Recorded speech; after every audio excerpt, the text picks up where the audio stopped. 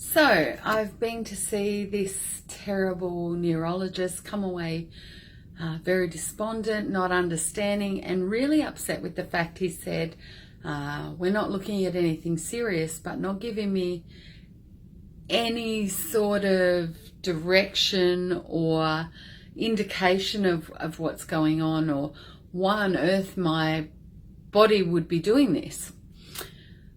So I actually burst into tears after seeing him, and ended up thinking, I'm not seeing him again.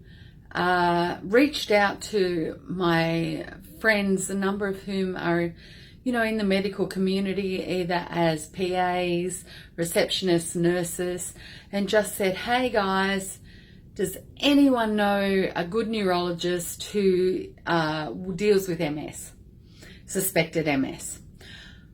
A really lovely friend, Kristen, she came back and said, yes, there's a fantastic neurologist. She actually works in a neurologist's office, but referred me to a neurologist called Dr. Robert Boland-Freitas and said he's wonderful.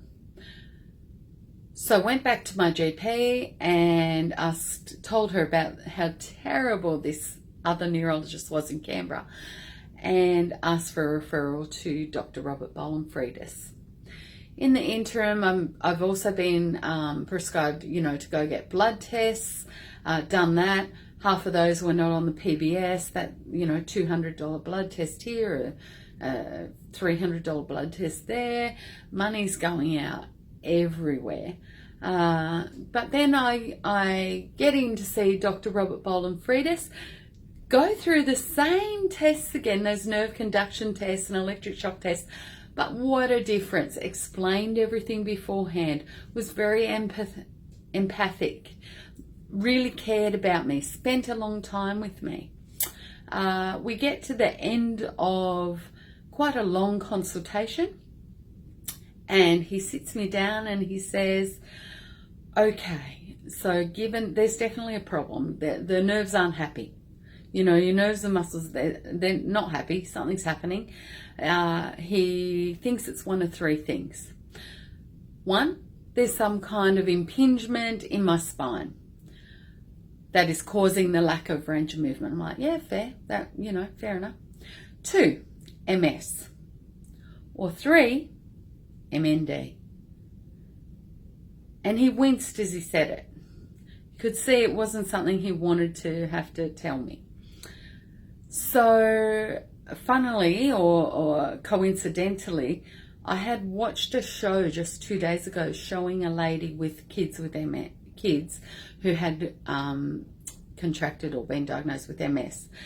And she was in a wheelchair, and I remember thinking, how terrible. And then here I am being told, it's sort of I've got 33.33% chance of it being MND.